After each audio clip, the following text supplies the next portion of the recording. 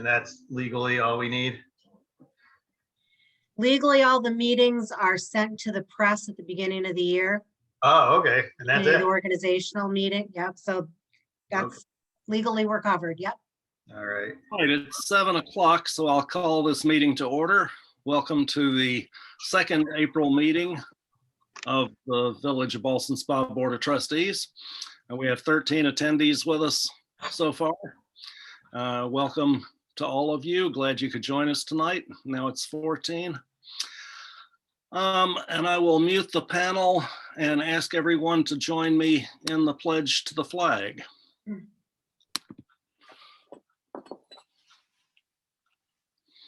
I pledge allegiance to the flag of the United States of America and to the republic for which it stands, one nation, under God, indivisible, with liberty and justice for all.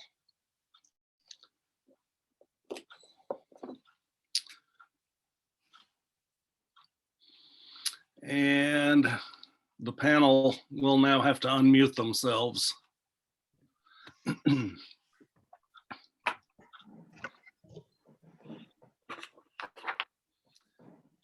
And the first order of business tonight is the minutes of our April 12th meeting. Were there any corrections or additions to those minutes? If not, could I have a motion that they be approved as submitted? I'll make a motion. Motion by Trustee Baskin. Is there a second? Second, Second by Trustee Cormos, I believe that was. yes. Any discussion? All in favor say aye. Aye. All opposed, nay. Minutes are approved.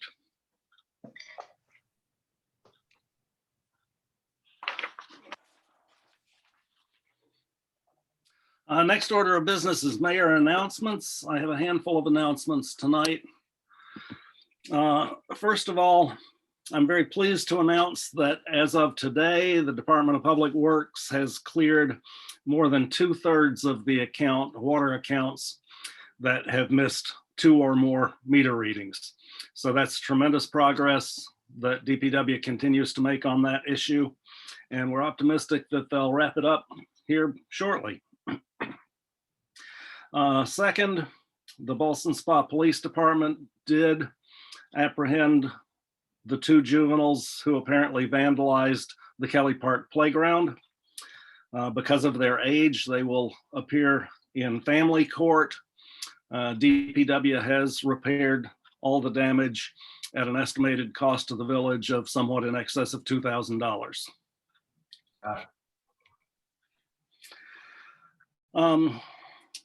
Third, as discussed at our last meeting, I did write up a short questionnaire about street closings on Front Street and had it hand delivered to all residents and businesses on Front Street between Low and Bath.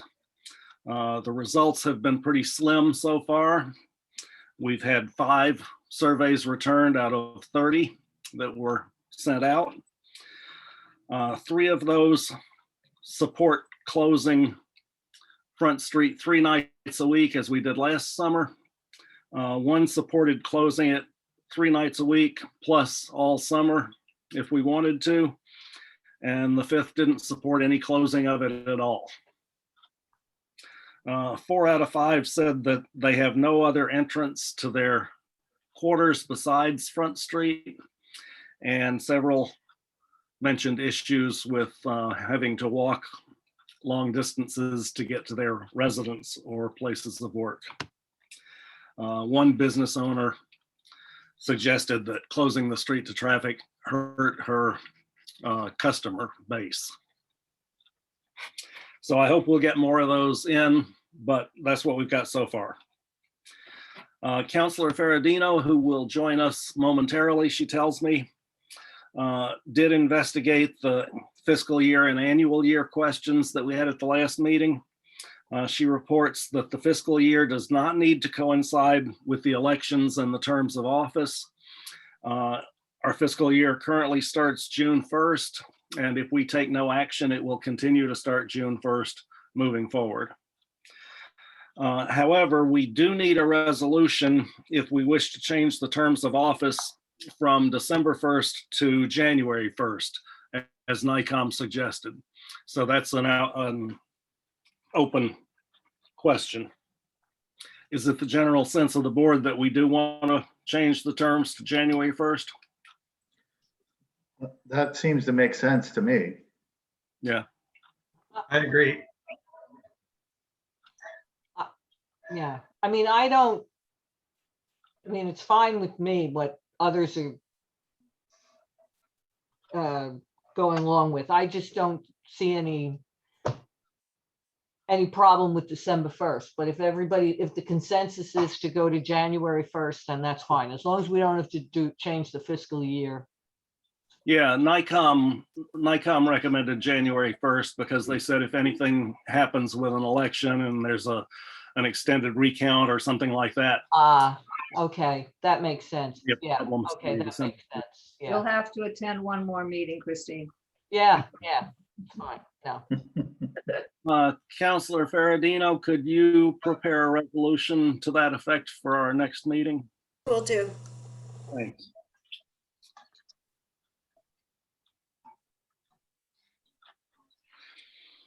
I received notice from Tarpon Towers. They're the outfit that built the new cell tower up on the well field on Rowland Street, that they are subleasing space on their tower to a third party. That contract does allow them to do that as long as they notify us. So I did receive notification to that effect. And lastly, we got an update from Jay Grasso, the guy who's doing the income survey for us today. He expects his mailing to go out May 7th, door-to-door canvassing to occur on May 21st, 22nd, 23rd, 28th, 29th, and 30th, and a report to the board in advance of our first June meeting. So he's making good progress there. Isn't Memorial Day May 29th? I don't know off the top of my head. Okay. And it does look like a daunting agenda, as somebody said a few minutes ago, but there are several items on the agenda that we don't have to finalize tonight that are there as preliminary discussion items. So those don't necessarily need to take very long. Moving on to old business, we do need to approve the budget for fiscal year 2022 tonight, and I will ask Treasurer Smith to please summarize for the board the changes since the draft that we looked at our last meeting. We requested a couple and they've been made. If you'll just go through those briefly. Yep. I'll also mention some of the things that were mentioned at our April 19th budget workshop that did have changes to the tentative budget. One of them was a correction to the tax cap calculation, which left the village in a deficit of about $1,000. Small changes within departments, supplies were altered in order to accommodate for that. The second tax cap calculation brought us in an exclusion, which created $9,000 that we could utilize for the budget and tax levy. We put that $9,000 to engineering studies for the water department. Some of the feedback in the budget workshop created two changes. One of them was lowering the community beautification, which is the plants and flowers within the village, and increasing that $2,000 to celebrations for birdhouses and banners. The second increase or second change was increasing building improvements in the library $5,000, which decreased our records management line $5,000. As some of you are aware of that grant, we had $10,000 budgeted for fiscal year 21, as it was for good measures that we are able to withhold that grant. It is not an in-kind match that the village needed to have. So we put that money to the library building improvements. Just a recap of the budget. For if you are in the town of Milton, your tax cap is going to be, or your rate per thousand is going to be $5.30 with a couple extra numerical values underneath that. And that's just over a 6-cent change from last year. If you are in the town of Ballston, the tax rate per thousand is $5.26, and again, some extra numerical values afterwards, and that is just over a 9-cent increase. The increase on a house assessed at $200,000 for the town of Milton is only about a $13.32 change. And for the town of Ballston, it's about $19.24 on a $200,000 assessed value house. And Great, thank you very much. Could I have a motion to approve the fiscal 2022 budget? I'll make that motion. Motion by trustee Raymond. Is there a second? I'll second. Second by trustee Fitzpatrick. Thank you. Any discussion? I just wanted to clarify that, there was uncertainty as to the costs of some of the larger engineering studies, et cetera. And we did agree that, those could be, once those figures were decided. I'm trying to remember if they were coming, if they're already in the budget or that they would potentially come out of reserves. I don't remember. we do have some engineering costs in the budget for several departments. Until we get actual quotes, we don't really know where it lies. In an Yeah, average we're missing one quote only. Yeah, but that, we can accommodate that when we Right. have better numbers. Yeah, thank you. Okay. Any other discussion? Hearing none, all in favor of the budget, please say aye. Aye. Aye. All opposed, nay. The budget passes. I'd like to thank the treasurer for all her hard work on this year's budget. It continues to be a work in progress as we can iron out more and more issues and get more and more data to drive the annual budget. We're getting there. I feel very good about this year's budget, but I'm sure we'll feel even better about next year's. The next couple of items are continued discussions of local laws. I'm trying to remind us of the stuff we were working on back in February. We had a couple of meetings on, I think, 7 local laws back in February that we were considering. We had 2 meetings in February, and then we got sidetracked by the election and the budget preparation cycle, and the other 3 were left hanging and unresolved. I sent out information on 2 of those. That was local law number 7, outdoor dining and street vending, and local law number 8, planned development district. I found later after the agenda went out that we also have not concluded chapter 174, streets and sidewalks. I remember we talked about streets and sidewalks and we spent quite a bit of time discussing it, but I could not find in my notes any revisions. So maybe the attorney could go back and review where we were on that one and get us an update so that we can put it on the agenda for the next meeting. Sure, happy to do that. Okay, thanks. So on the agenda tonight was local law number 7, outdoor dining and street vending. I don't expect us necessarily to conclude either one of these things tonight. I just wanted to get us back into the process of moving forward on them. So on outdoor dining and street vending, we had a draft law that was recommended by the Revenue Advisory Committee, and we had done some work on that one. And then at our February 15th meeting, Trustee Cormos proposed substituting code language from the village of Saranac Lake. And I believe that's where we were at the end of our last meeting on that. So the board needs to decide whether we're going to continue with the Revenue Advisory Committee draft, which I think was some 8 or 9 pages long and very detailed, or whether we're going to start over with the much shorter Saranac Lake code. And I would argue that if we decide to go with the shorter code, that needs to go back to the Revenue Advisory Committee. I don't think it would be appropriate for us to take a recommendation from a committee and then unilaterally toss it out and replace it with something they hadn't even seen yet. So, thoughts? Also, that, recommended code was done before COVID. And now we have on the table not only sidewalk dining, which this code covers, but now we have street dining. I suggest we look at, both together and deal first with the on-street dining, because that's the, sort of top of mind, urgent request from the restaurants.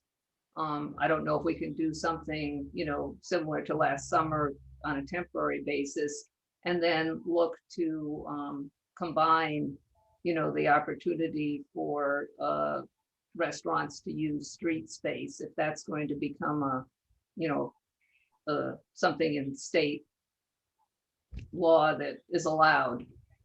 In other words, it does seem like there's proposed legislation to allow, particularly alcohol, to be served on the street as well as on the sidewalk. So I don't know, maybe Stephanie can comment to, is that likely to become, part of what is allowed? My sense is that will continue to be a temporary measure. I'm not sure that the state liquor authority is ready at this moment to be making such wide scale changes absent COVID. And I think we're probably not going to get any guidance on that within a time frame in which you would want to act on this. Okay, so Right, yeah, this summer is 2 items further down on the agenda, so we'll deal with that tonight in detail. But in terms of the local law, do we need to go back to the Revenue Advisory Committee, or are we gonna stick with their draft and do revisions to it? I wasn't aware that we were comparing it to the Saranac code. So, I think we need a chance to take a look at that code versus this one, and then make a decision as to, do we want to throw it back to the Revenue Committee? Well, you're the one that brought in the Saranac Lake code. The recommended proposed code from the Revenue Committee was this one. And that was just another example of, I don't think we were recommending, I don't remember exactly, but I don't think we were recommending the Saranac code. That was just an example of, another code. I think this is the one, as I remember, we were proposing. This code looked reasonable to me. One question I had, it does have a dollar amount under penalties. I know for fees, we wanted to take dollar amounts out of the laws and put it in a fee schedule. I don't know if that's true for the penalties and violations as well. Do we want it in the law, or do we want to separate it out? Yeah, I think they should be taken out. That was a comment that I had as well. I still remember that we had that maximum penalty all over the code, and that we decided to keep it as the maximum in the code rather than revise every place it's in. I don't know. Again, Stephanie, do you remember? We did discuss that. Sorry, no, I'm just looking at my notes, and I remember a note talking about that, but I don't remember how we addressed that fee. I think that's a maximum fee that, can be when you break any of these codes, and it's all throughout our code. And I think we decided we, just leave it there, but other specific fees for, specific actual fees we charge, we took out. It's true. It says penalty of not more than $500. Right. I think that's the reason we didn't take that out, because we don't.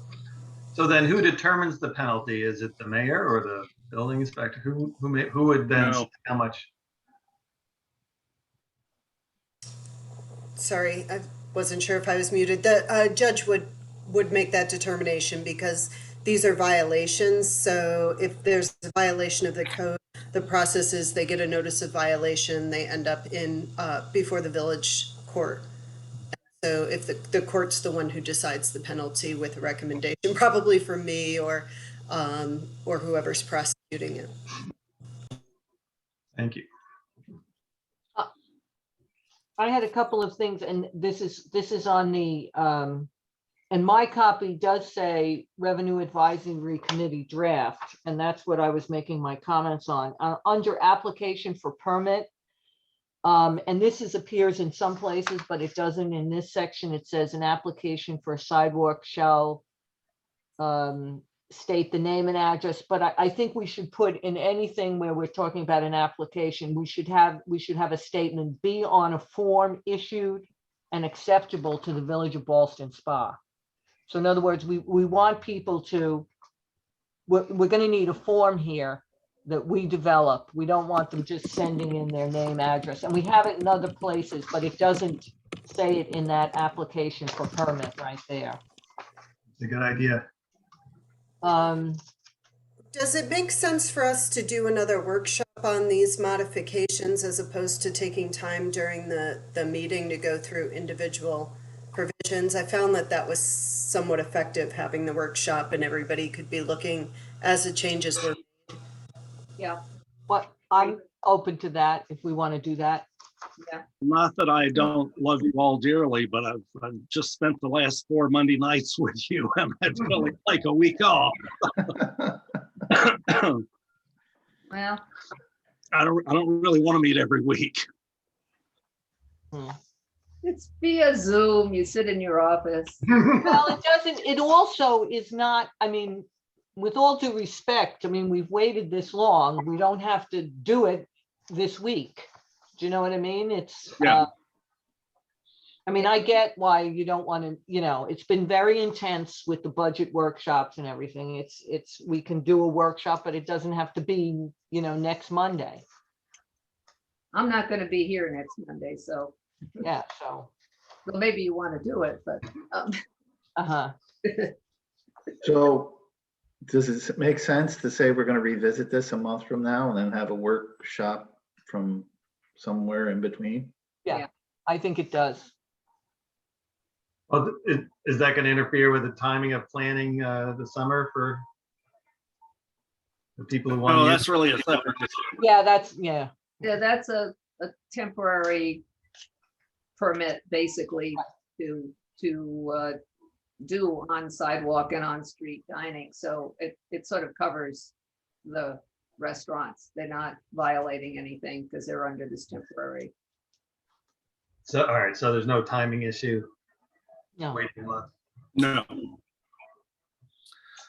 All right, so we'll revisit outdoor dining and street vending, second meeting in May. And we'll schedule a workshop sometime between now and then, and everybody can get their comments written down on this thing and ready for us to tie it all together. And let's say the same thing about chapter 174. We'll get a marked up copy from the attorney showing where we were at our last discussion. Is that at the same workshop to discuss, finalize, and then we'll try my meeting as well. That's the sidewalk. And that leaves continued discussion of local law number 8. Streets and sidewalks, 174, section 174, streets and sidewalks, and the outdoor dining and street vending that we were just discussing. Okay. All right. And then the other thing that was left hanging in our local laws was the PDD legislation that the attorney had prepared for us at our February 15th meeting. And I'd like to ask her if she could please walk us through what that is and why we need it. Sure, happy to do that. So PDDs are, in essence, kind of create your own zoning for specific parcels of property or for a specific project that maybe goes on 2 or 3 parcels that are contiguous or connected in some way. And I like it because it provides a creative vehicle for a developer to come in with something that perhaps the village hasn't contemplated. And so in this instance, you've got 2 super unique properties in the village right now that are really ripe for development.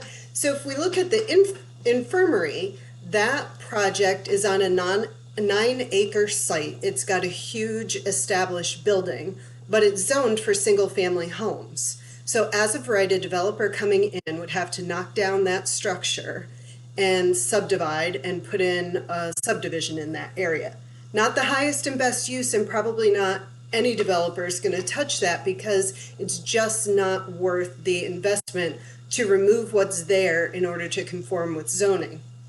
Right now, as your zoning stands, it would be very difficult to entice a developer to come in and look at that property because besides the as of right, the things that they can do without any additional approvals, the uses that fall in that zone that require a special use permit also are not appropriate for what's existing on the site now. So you can have a cemetery there, you can have a church there, a funeral home. I mean, the building is enormous and there is no way that a developer is going to come in to utilize it for that purpose. There are a few purposes that somebody could come in, so they could put a hospital there. I think that seems unlikely given the certificate of need that you would need in order to locate a hospital at that location. You could put in another nursing home, and certainly if somebody was interested in that, perhaps it would have been done already, or offices. But other than that, it's a school, a park, a social club, a cemetery, or a church. If you had legislation already in your code, a developer would come in and they would see a path for creative development of that site.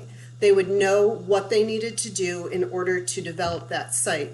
In contrast, having no path in your code right now, you are adding hundreds of thousands of dollars of fees for the developer to figure out a path, an uncertain one, and there's no sense to a developer coming in that creative development would even be welcome or warranted.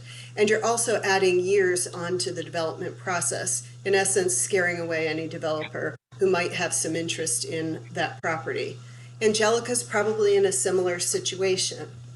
Alternatively, the other thing that they can do is get a use variance, and the use variance would allow a change of use, but those are really hard to get because the standards are very significant, and about 3% of all use variance applications actually result in granting of a variance.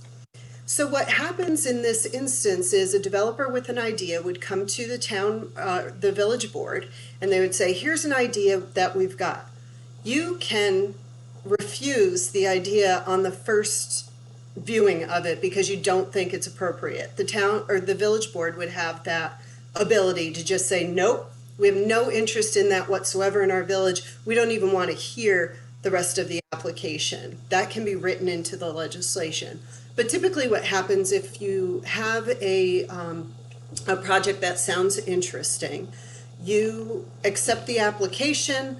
They go to the planning board reviews the application in as much detail as you do, and they make a recommendation back to the village board, and ultimately it's the village board's decision. This gives kind of double protection because you've got a lot of eyes on all of the details because it's something that's outside the scope.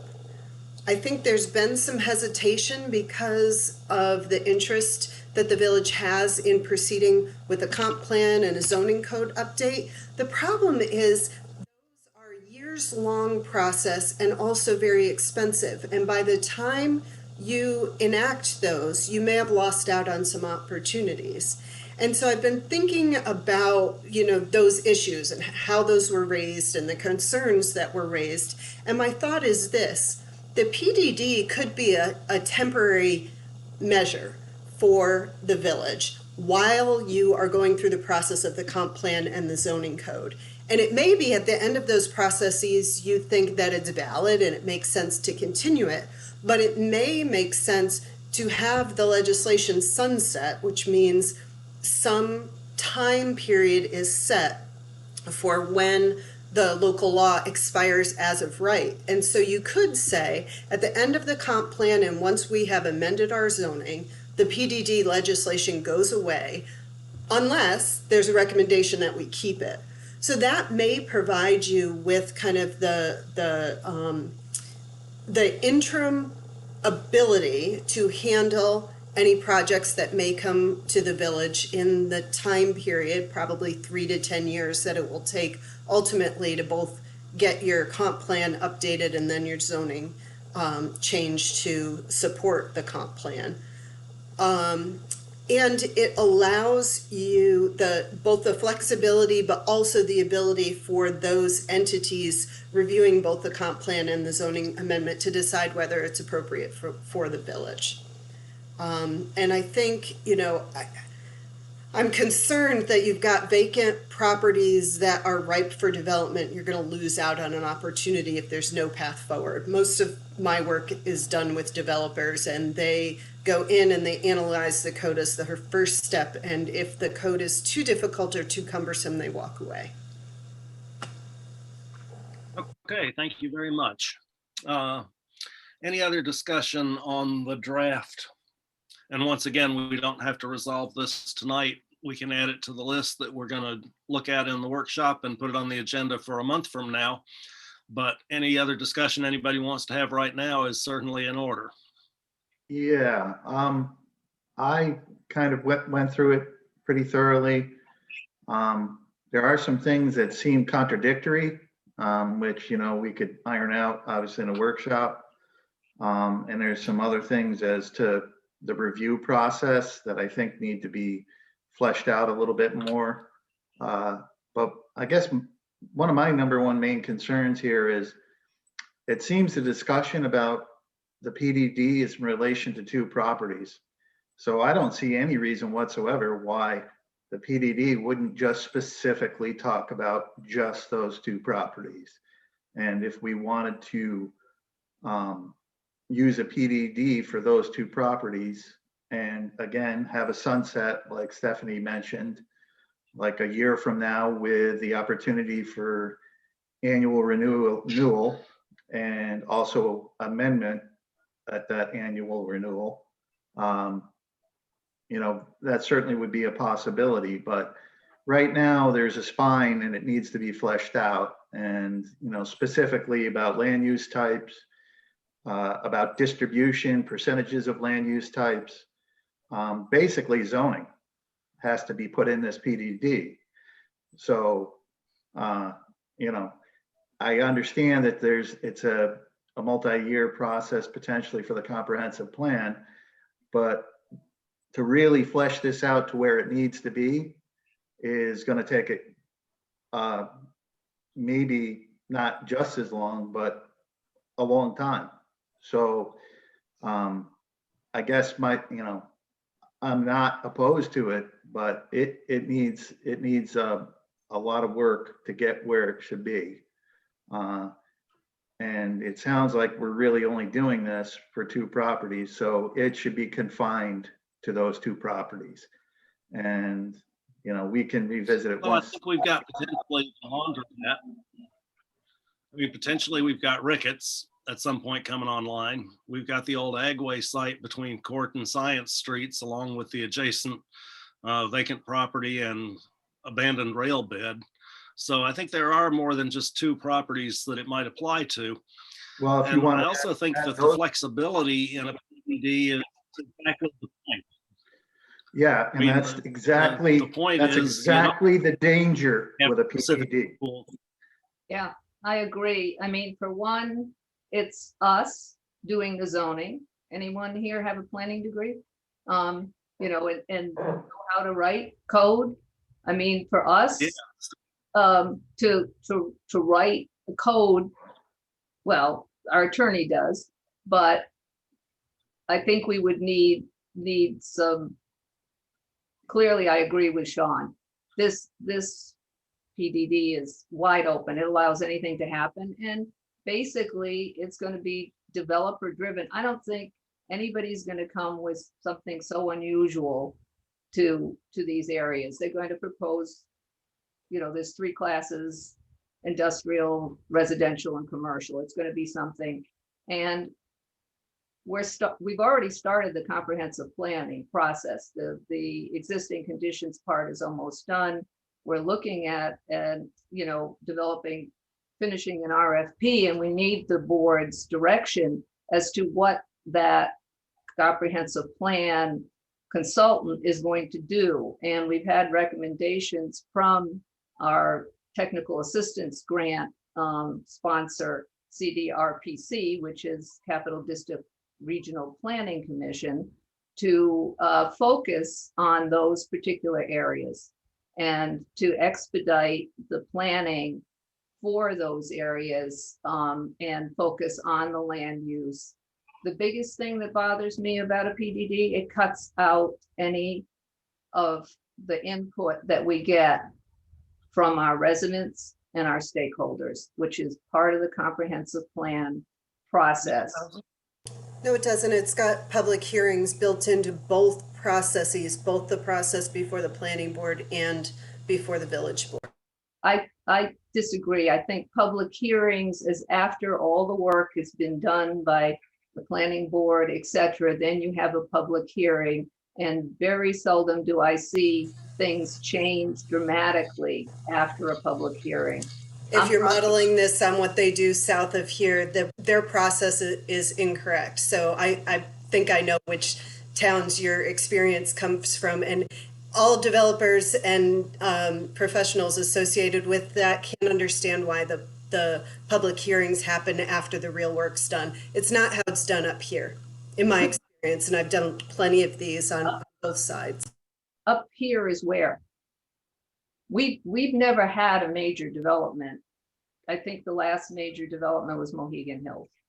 And in the last, we don't have the experience. Our planning board doesn't have the experience. We don't have the council of professional planners to help us through this process. We're really neophytes in development. And frankly, major developers are not neophytes. They have the lawyers and the engineers, and they know, developers have their motivation, which if it's in concert with ours, works out. But we have a 25-year-old comprehensive plan, and by law, the PDD has to follow the intent of our current comprehensive plan.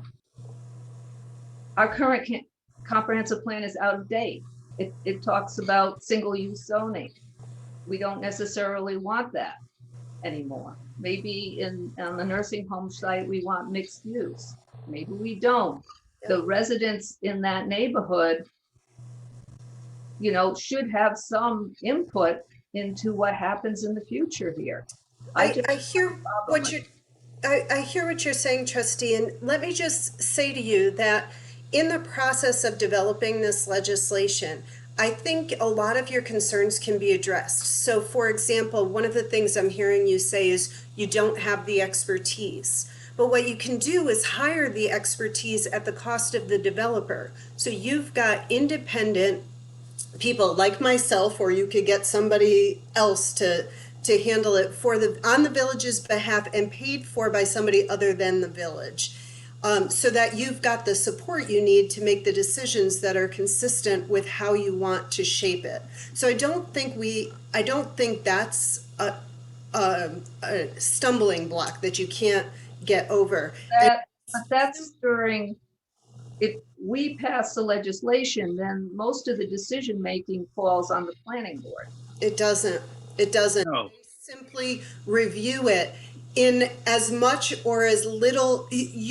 Their review of it doesn't prohibit your absolute complete review of every single detail and 10 more that they didn't. So it doesn't prevent you from reviewing it. but every PDD that I've ever worked with in every municipality always has a recommendation coming from the planning board, in part because typically the planning board has the expertise in the specific things related to the development, whereas you've got the power of legislation, and this is a legislation change. So it's the two boards working together. Yeah. With the recommendation, but you have the overall approval of the project itself. So they could come forward with a positive recommendation and you do not have to accept it. And you can ask additional questions. You can continue to drill it down. And both boards can be supported with village professionals paid for by somebody else. So Puts the board entirely in the driver's seat. I'd I don't know about that. rather Yes, some consent. but I think also, if we do not approve something, we have to give some sort of reasonable cause, and if not, then there's possible litigation. Correct? Absolutely, yes. Right. But there are also, if you look at the language in it, things like character of the community can be utilized. Yeah, it's a pretty Decisions. wildly subjective term. Yeah, define that. So I got a couple of thoughts. I'm pretty skeptical about the PDD vehicle based on my experience in the town of Ballston. And it's a pressure cooker situation. The PDDs that have been developed in that town was just a hotbed of controversy. People were very upset and polarized. Most of the people did not want what was going on.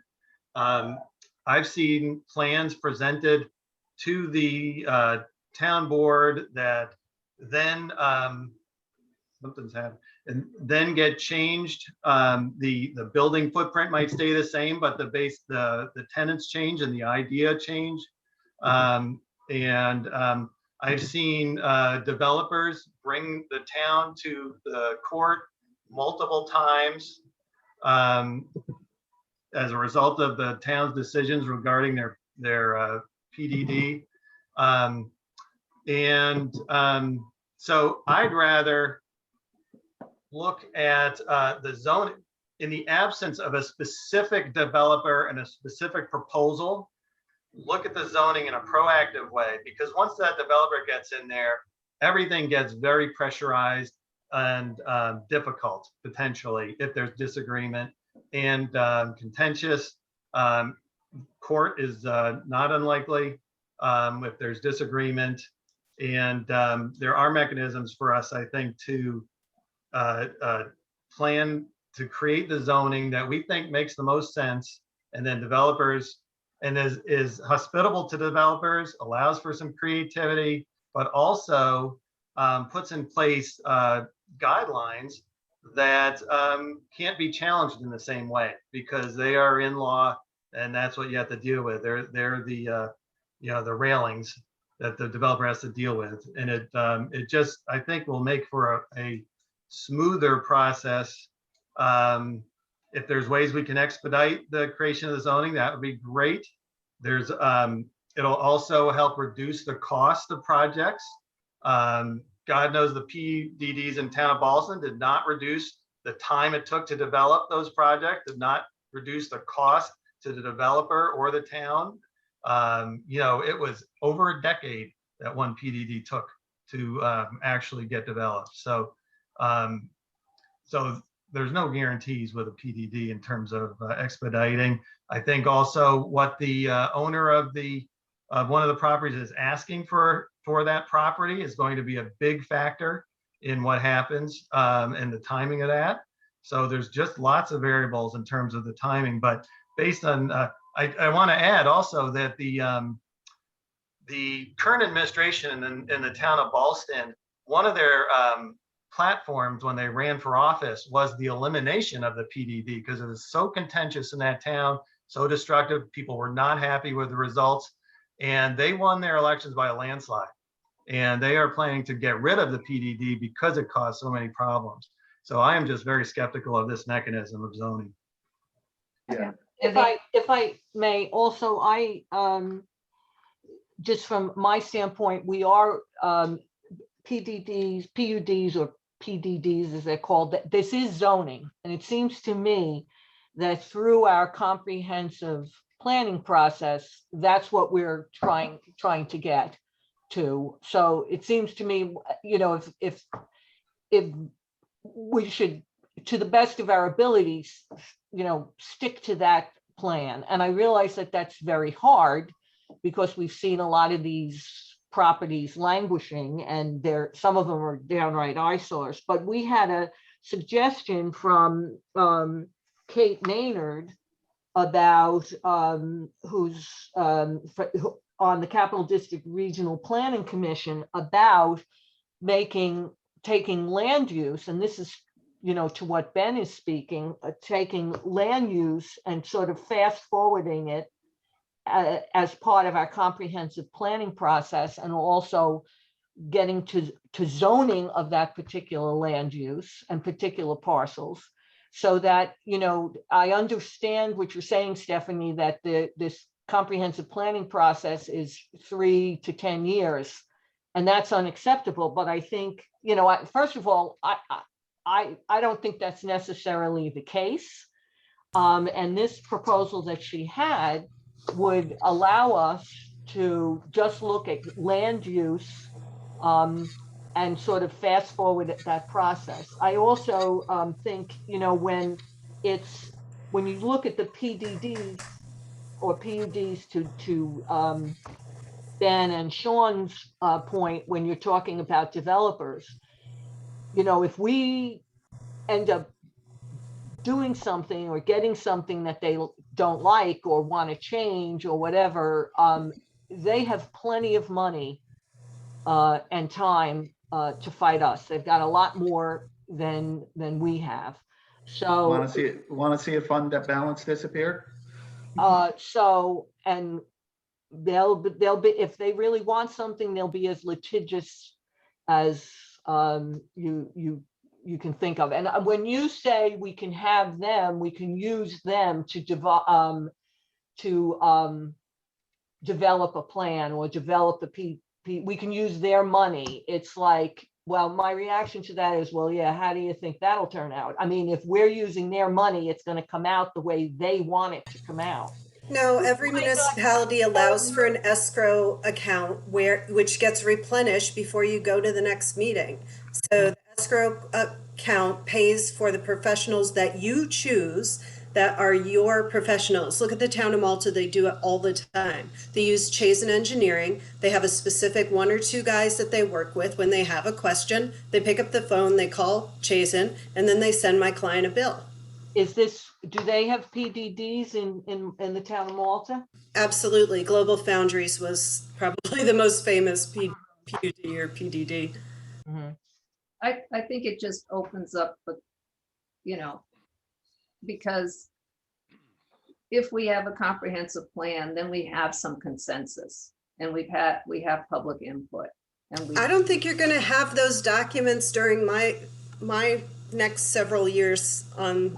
I'm just saying. I've never. Plan doesn't take that long. Well, God, well, yes, and it does. also, you can, I mean, you know, we don't have to do the comprehensive plan from soup to nuts. Well, you know, we have the economic development portion.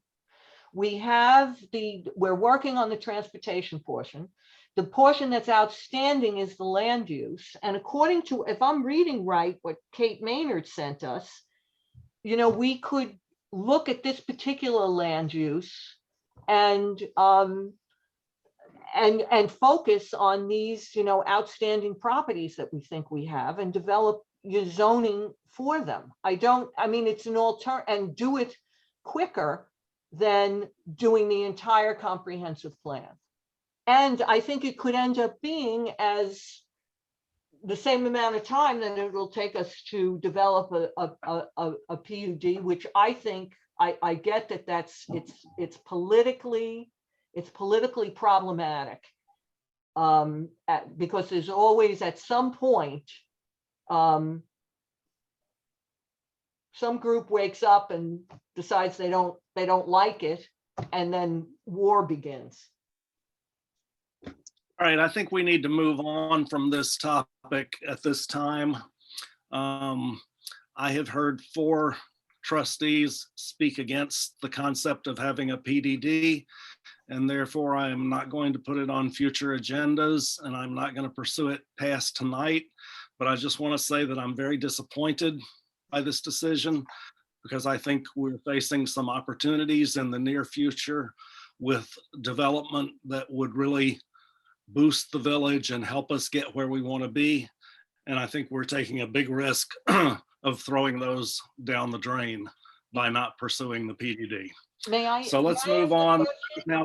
Larry, if I may ask a question, you've said, in an email that you've had developers looking at parcels in the village. Are they local? Are they out of town?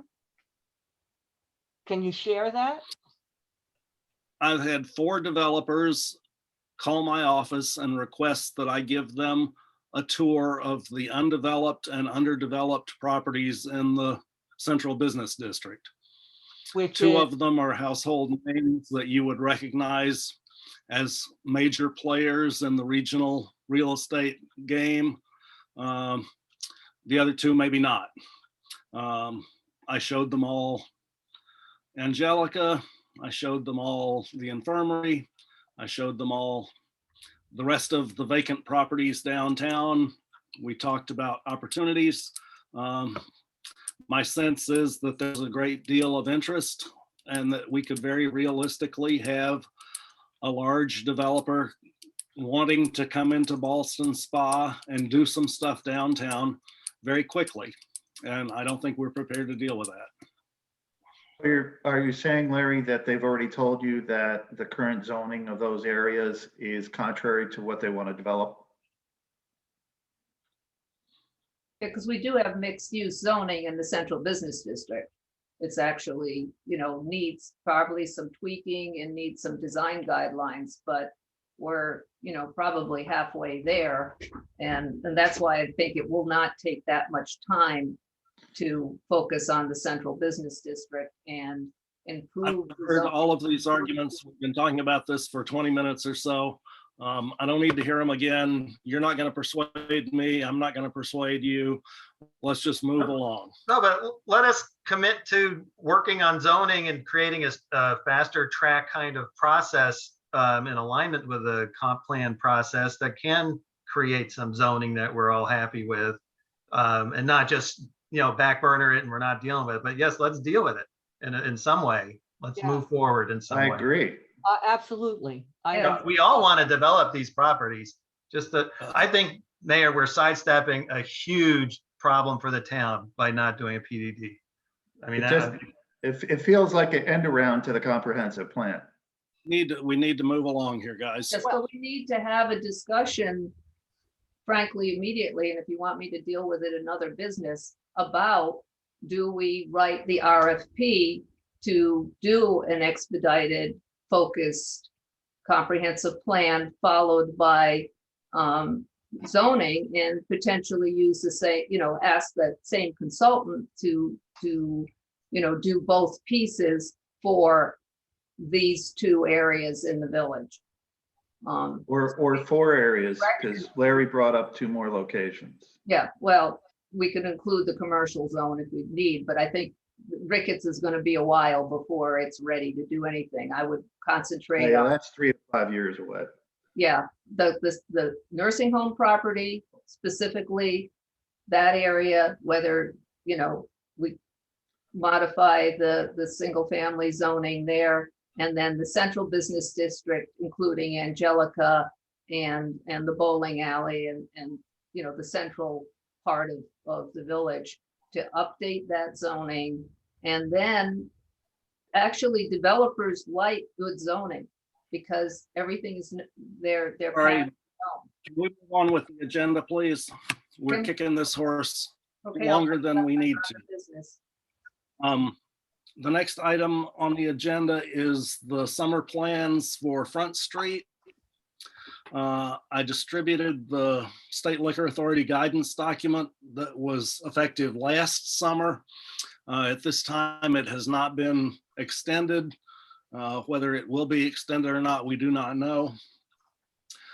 We can allow, and I did email the governor's office asking him to extend the executive order that allowed this. Didn't hear any response other than canned responses. We can allow restaurants to operate on their own property. So if they own the sidewalks, they can set up there. We could allow them to use the sidewalk, setting aside a 3-foot pedestrian right away. We could allow them to use the whole sidewalk with partial closings, as Liz sent around those sketches. And whatever we do, we need to make a decision fairly quickly because summer outdoor dining season is upon us and it takes them a couple of weeks to get their act together. I So was I'll open it for under the discussion. impression that we were going to send out to the residents and restaurants after we had just, looked at some options. So I presented 3 options for on-street dining. This is not just the sidewalk. This is, because you had indicated that the restaurants were interested in street dining, and it does appear as if, at least temporarily, they will allow alcohol, service on public property. So the 3 options, if you want to share the screen, I can show the diagrams, or I did send them around. But the first option was just to have the restaurants use the parking spaces in front of their establishments and, have the proper barrier. Also, I suggested, some 10-minute parking spaces to, accommodate, people picking up. Share your screen if you would. I allow you to share your screen. Yeah, You want me to share? yes, Yep. Okay. yes.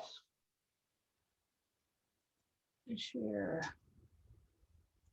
And just go through the three Yeah. options. Okay, this is this is the least disruptive, with allowing 2-way traffic on Front Street as exists now, and losing approximately a maximum of 16 spaces. That's if every eating establishment decided to use the parking spaces. So that would be the maximum. So this is Henry's, Whistling Kettle, Iron Roost, Sunset, Social Club, Front Street Deli, and Next Door Kitchen and Bar. So Okay, those are Liz, explain the markings in front so that the public can see. So there are some parking spaces, and then point to what the parking dining is, the dining in the street is. Yeah, the dining is the outline in red spaces. So that's where,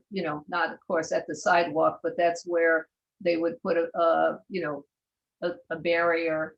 And then the blue ones are the 10-minute spaces for people to use to pick up. And this would be the least disruptive because the traffic would continue, but these would be up all summer long. So, and we would have to, make sure that they're of materials that, are sturdy enough, not just a rope. So that's the first one. Where is the, now I have to new share. The second one is, So that one costs us parking spaces all summer long, even if we're not using the space for dining at the time, is one drawback. And the other drawback is it has dining really close proximity to traffic and cars. well, the request was for something permanent in the summer. I mean, we could go back to last summer's plan where DPW's putting up and taking down barriers 6 times a week, which is some cost to the village, and the restaurants have to take the tables in and out. So these are all options allowing the setup to be all summer long. The second option is turning Front Street from from Low to Bath Street into a one-way. And that would require a bit more, would require some barriers and signs to ensure that the traffic is only one way from here to here. And it's the same dining spaces, although they could be somewhat larger because it's a one-way situation. So, and the last is basically the same as last summer, where it's one-way traffic from Low into Spring Street, and then the street is closed from Spring to Bath Street. Now, in that case, you lose 23 out of 48 potential spots if all the restaurants take theirs. These restaurants would continue to use, their parking spaces, and this whole street would be pedestrian. We'd also lose one handicap space that's close to Village Hall. So those are the, based on, I've shared what CDTC sent me about what other communities had done, and there were examples of each of these types of closures. So I like the second one, where it's a one-way all the way through, and you don't lose as many spaces as the last one, but you do a lot of traffic calming there. But again, I was hoping we'd get significant feedback from both restaurants and the the shops, and also the people who live there. I could, Saturday, Sunday, I could try to get some more feedback if there's a survey or something. But I really feel like we need significant feedback to make an informed choice. yeah, I guess my thoughts on this are, I think we've already gotten the feedback, if I'm not mistaken, that the business owners want it to happen. I guess what the real feedback we need to know is the folks that actually have residences on Front Street, are they going to be accommodated so that they can park in front of their residence or nearby and don't have to park all the way. I would agree with Ben that the scenario with a one-way can maintain circulation through the village. You'll be able to circulate a little bit better. It creates traffic calming because it narrows things up. But Sean, I thought we have a sense that the restaurants want it, but do we know that the shops, the non-restaurants want it? I don't what I'm- know. I Well, don't know if they do or not, but Yeah. I spoke to one shop owner who is not a restaurant, and starting out, the response was, "Oh, close it all down, make it a total pedestrian mall." And then I started to, dig a little deeper, and, it becomes, oh yeah, that's a point, and about people parking and about people, handicap access and how far parking will be away from her business. So, I think people need some time to think about it, but I also think if we did scenario 2, or scenario 1 and 2, we lose the least amount of parking spaces. So there would be, for the people we're losing 16 parking spaces, but we're losing 16 out of 48. It's the same in scenario 1 or 2, right, Yeah. Liz? yeah. Larry, would you mind, I tried to write it down quickly, but I'm sure I didn't, just repeating the responses that you did get. Would you mind doing that?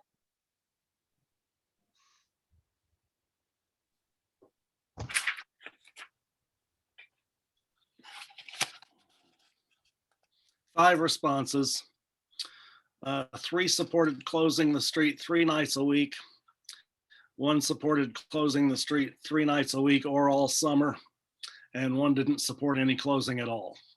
Right. Were they all eateries, or what were they? Restaurants? They didn't have to identify themselves. Well, It went out to all residents and all residents. businesses in that block, yeah. residents and businesses. Yeah, I would assume One residents, of them was obviously, two of them were obviously residents. okay. The other thing we have to keep in mind is this is not just a Front Street issue. We have other restaurants in the village that are not on Front Street that also want to do some outdoors dining.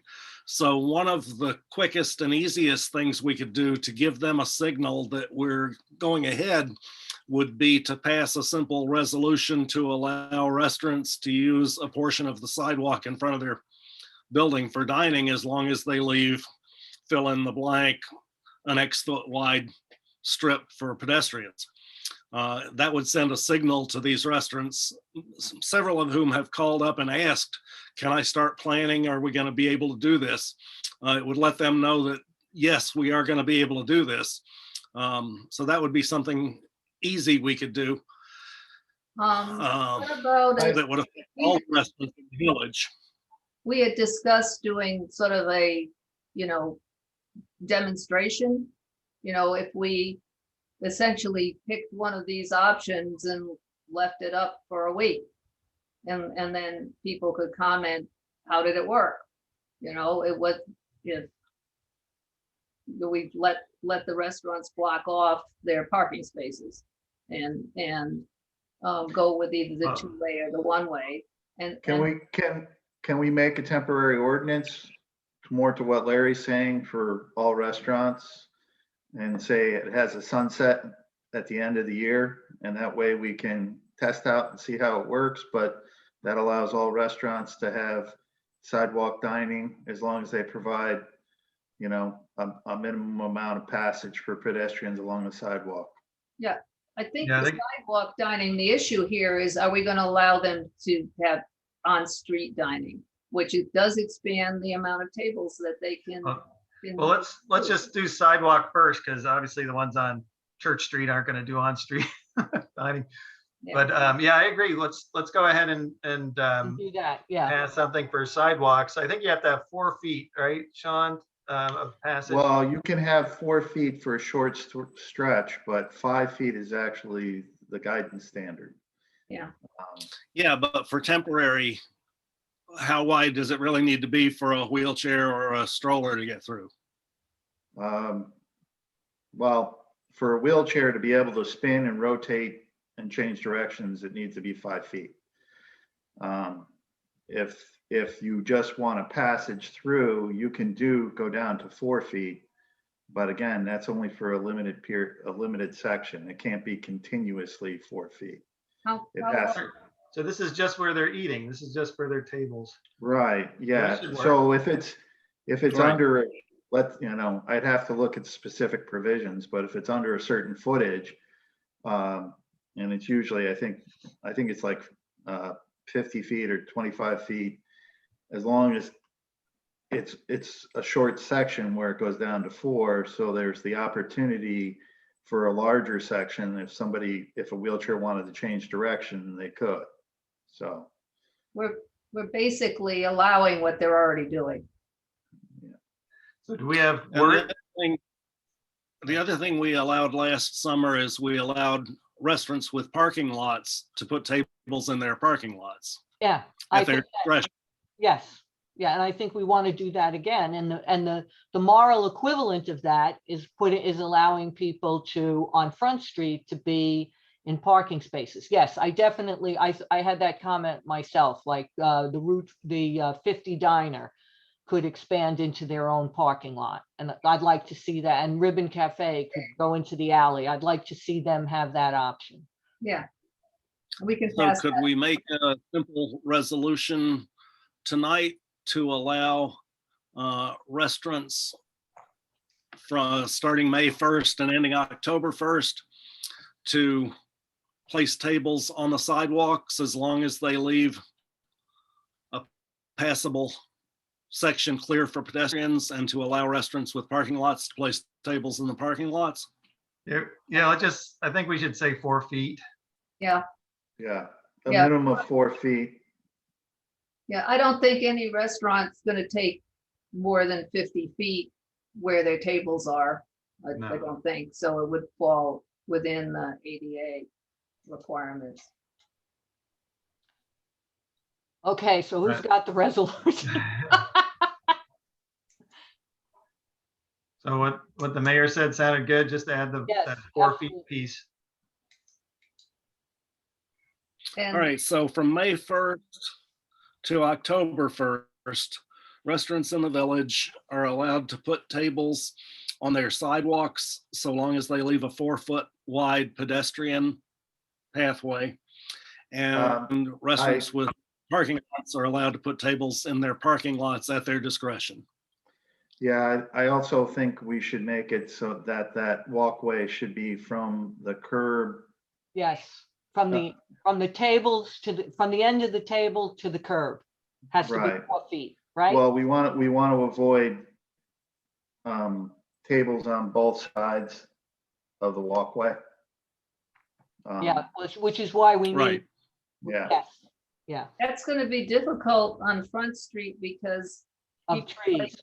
tables between the trees where Yeah. people are not walking. Um, and Which is why we need to do, we need to do this to handle the sidewalk, and then we need to come up with, or choose as some kind of a demonstration or something, 1 or 2, or ask for feedback so that the people on Front Street can move into the street if they so choose. Yeah, I think we keep the resolution simple, like the mayor had it, that does not take into account everything on Front Street, and just pass that resolution, and then we go back and talk about Front Street separately. Right, right.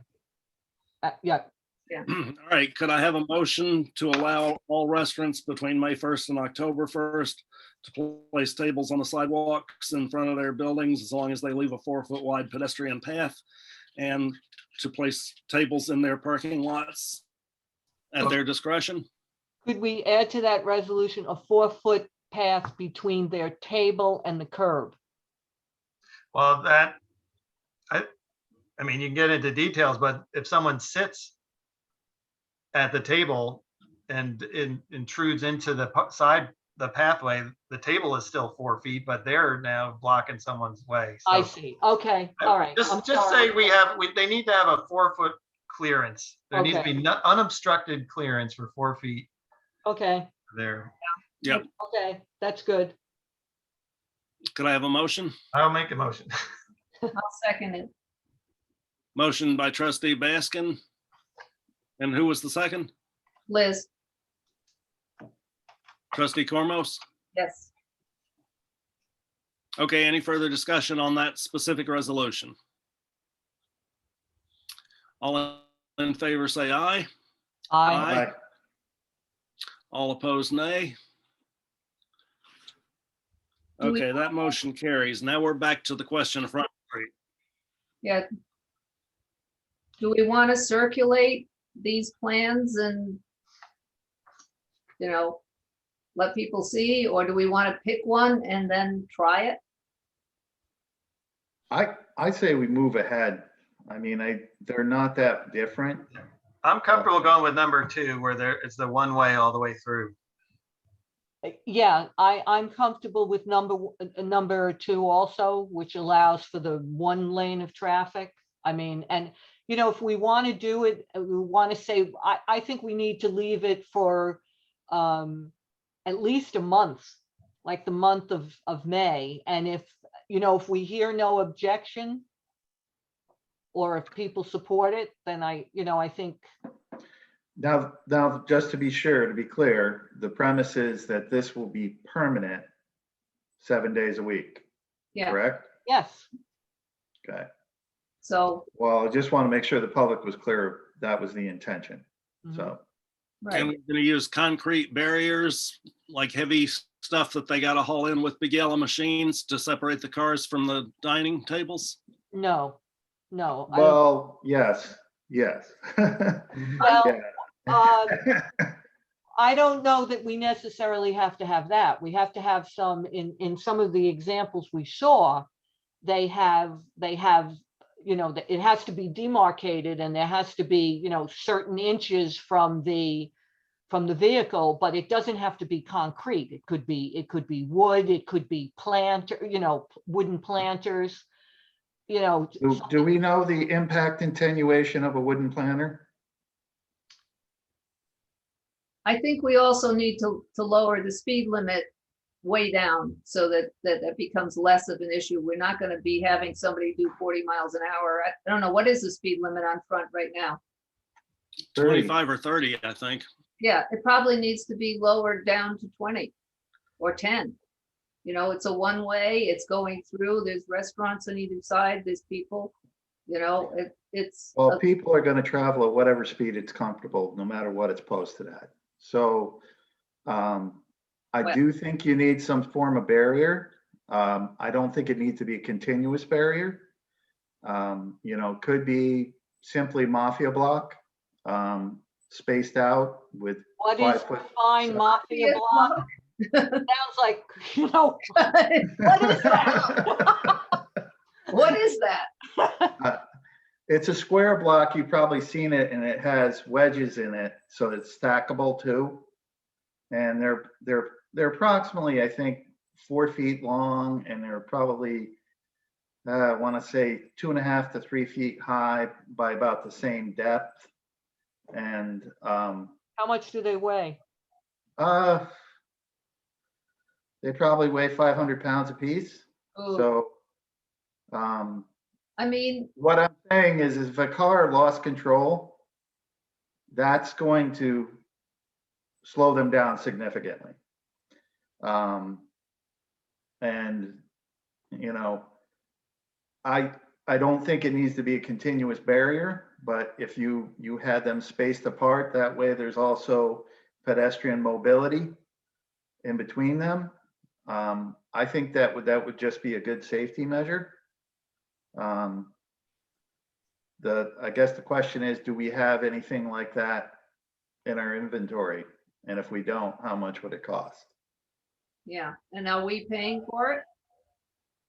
Well, I mean, this arrangement is for the benefit of the eateries, and we're, you know, giving up a lane of, if we do the one way, we're giving up a lane of traffic, and we're allowing them to operate and, you know, gain revenue on public property. What did you use last year?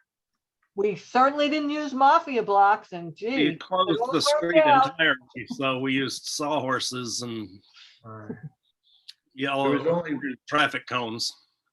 There was No. only very one small section that was one way. Yeah, we If had, we're proposing the entire section, I think we need to take a higher measure. well, I mean, we had between Lau and Spring one way, and that didn't have, you know, any significant barriers. I think we need to do some research to see what kind of a barrier would be necessary. I think big concrete blocks are, you know, maybe overkill if we lower the speed limit.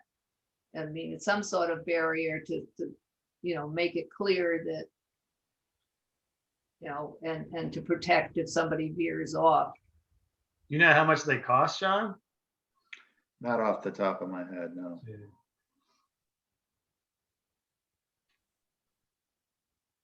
But volunteer Sean to do the research. I can ask Jeff. I'm sure he's had to use them in the past for something, so. yeah, Maybe he has some in storage somewhere. I know there's a desire for whatever we do, particularly if it's gonna be up all summer, for it to, you know, it's not as important as safety, but we like something that looks somewhat attractive as well. Mhm. Yeah, Well, I don't know, maybe you can find a concrete planter that might be sufficiently weighty. Can take I a mean, trip up to Saratoga Springs. They have streets. Viola Street, I think, is closed off parts. See what they do. Yes, Again, a street closure is different than. Oh, a no, one-way. it's not closed off. It's parking spaces are closed off, but the street is open. Yeah. Yeah. I mean, wouldn't a planter filled with dirt you know, that's a foot wide, slow traffic down enough? I don't know. There's nothing in the MUTCD or ASHTO regarding that. So I wouldn't know what, you know, mean- what is their ability to attenuate an impact. Right, So, I mean, and I don't think you're gonna find any engineer who's gonna be able to tell you that either. So, that So is, someone needs to do some research. I don't think we can figure it out tonight. I'll see if I can look anything up. I don't mind. I'm right, not an I mean, if expert. you want to move forward, you know, we could say some sort of language where a barrier sufficient to potentially attenuate an impact of a vehicle. but who's Well, gonna, that doesn't need to be in the law necessarily, does it? it might be. And you're, We did hear some law from Saratoga on this that they did pass. And I don't remember what they had as far as they did have, I think, some language about barriers. and are you talking, Sean, are you talking about the endpoints of, or are you talking about having a concrete barrier around the entire, you know, so you block out, let's say, 2 parking spaces. Are you talking about having it at the, you know, perpendicular to the sidewalk, or are you talking about encircling, having it 2 spaces perpendicular, beginning and end, and then also horizontal? I Are think you the talking about barrier, encasing it in concrete? no, The no, mafia block? I'm simply saying that there needs to be a barrier between the traveled way and where the tables are. I think we need to workshop this and do some research. I don't think we can answer all these questions here tonight. Okay. In terms of the barriers, I mean, I think we can, I'm comfortable voting on a that one-way thing, and we'll figure it out. Right, and determine what kind of barrier we're gonna use. Okay, and what kind of other standards for, right? Yeah. And if it turns out it's just impossible to do that barrier, we might have to come back, I guess, and Mhm. close the street Well, it's off. not impossible. It's not, Yeah. obviously. it's Well, how not- much monetarily? I don't know if we have budget for it, whatever. I don't know. Right, yeah. And you may make a determination that that's not required. Again, I'm only concerning, and maybe Stephanie might have some light to shed on this at some point, that what is our liability? I'm just looking at the New York City website put out by DOT for pedestrian walkways, and they've got a lot of information about roadway barriers that actually looks fairly doable. All 18-inch roadway barriers must be completely filled with soil or sand, fully built interior wall to hold the material, reflector tape, etc. And these don't look too cumbersome, so it may be that that those standards. I mean, I'm assuming the city of New York actually spent a fair amount of time vetting these to determine if they were feasible for roadway pedestrian seating. So rather than Yes. recreate the wheel, it may make sense to look at these. Yeah, and there's no more litigious crowd than living in New York City. I'll circulate these to everybody so you've got the link. Yeah, if we can find a precedent, that's fine Yeah. with me. Yep. Do we want to move forward with a motion to adopt Plan 2, or do we want to wait to take action until later? I think One we should adopt. Way or Plan another, 2. we need to move on. Yeah, we should, I agree with Sean, can we adopt option 2, subject to working out standards for Plan layout. plan of, you know, plan layout. Yeah, we need to know what we need to do at the ends there to also signage and direction to clearly delineate that it's a one-way street. Because we don't want people turning in from, Bath Street going the wrong way. Right. So there'll need to be, all of that needs to be worked out. And maybe we can. Yeah, DPW can handle that level of stuff. Right, and Yeah, then, temporary signing, it's not a big deal. yeah, but do we need a more, sort of barriers to show that the street's narrowed? Yeah, well, that's what we were talking about, I thought. Yeah, Whether what it's gonna be is basically that barrier is gonna create the one way. yeah, It sounds like from the New York City standards that the plastic water-filled barriers happen in the front of, like at the initial point where the traffic comes through. So they're requiring them kind of at the touch point where it starts. So that may cut down on the difficulty and the expense associated with it if you're just putting it at the beginning. Actually, those would work well too as barriers. yeah. Maybe they can be painted too. So, All right, let's keep moving. Okay, yeah, all right. sounds good. Are we making a motion or? Yeah, I'll make a motion. I'll make a motion for option 2. Subject I'll to, second. Yeah, subject to, subject to final plan layout. Are we gonna make it for 1 month, or just the whole summer? well, considering that we probably won't have all of the plan layout done by, well, if we're really lucky, maybe by the next meeting, 2 weeks from now. I don't know that making it for 1 month is So just make it for the summer. right. Season, and then, can be modified if we find something doesn't work, like we did Right. last year. Right, So it would be May 1st to, when did you say the end date was, Larry? October 1st. October 1st? 1st. Okay. Unless we have a warm October. Okay, we have a motion from trustee Raymond, seconded by trustee Baskin, that we adopt the one-way plan labeled Plan Number 2 for Front Street for the entire season, starting May 1st and ending October 1st. Any further discussion? I think we just need to know which restaurants are gonna take advantage of it. So we know how many parking spaces we lose. Any other discussion? I think we should put in subject to establishing safety standards so that people know that they shouldn't set up May 1 without, we have to have the standards. Our insurer would like that too. So Larry, can we add that to the motion? The resolution? If it's acceptable to the maker and seconder of the motions, we can Yeah, add that, that's acceptable. Sure.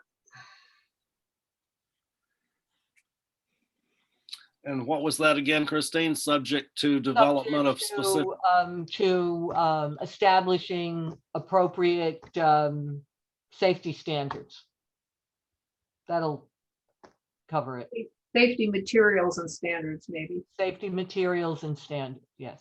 Safety ma- okay. Yeah. Any further discussion? All in favor, say aye. Aye. Aye. All opposed, nay. Motion carries. Moving on to new business. Could I have a motion that the budget transfers be approved? I'll make that motion. Motion by trustee Raymond. Is there a second? I'll second.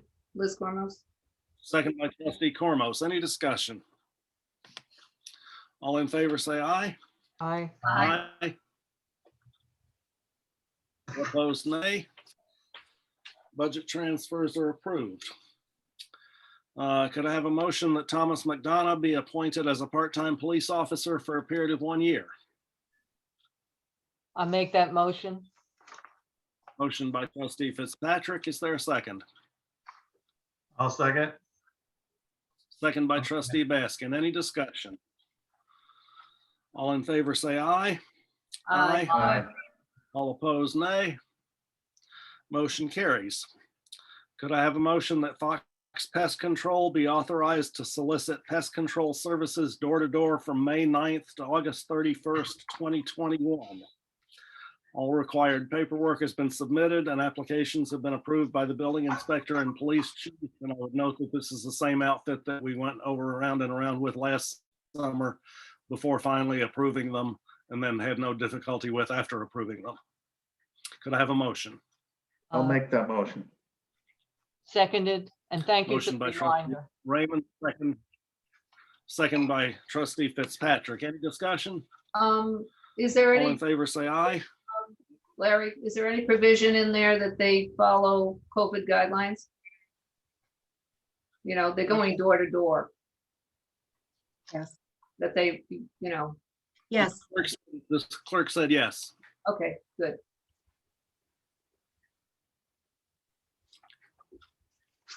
All in favor, say aye. Aye. All opposed, nay. Motion carries. Could I have a motion that the 9/11 Memorial Committee be granted permission to conduct the annual 9/11 Memorial Ceremony on September 11th at the 9/11 Memorial at Village Hall, closing off Front Street from Bath Street to Science Street. Before a permit is issued, a COVID safety plan will be submitted to the clerk. Is there a motion? I'll make that motion. Motion by trustee Fitzpatrick. Is there a second? I'll second it. Second by trustee Cormos. Any discussion? All in favor, say aye. Aye. All opposed, nay. That motion carries. Next item of business is the approval of Ballston Spa's Public Employer Health Emergency Plan. I'd like to thank trustee Fitzpatrick for her hard work and diligence in preparing this plan. She did an excellent job, in my personal opinion. And I'd like to ask if she has anything that she wants to say about the plan before we move and vote on it.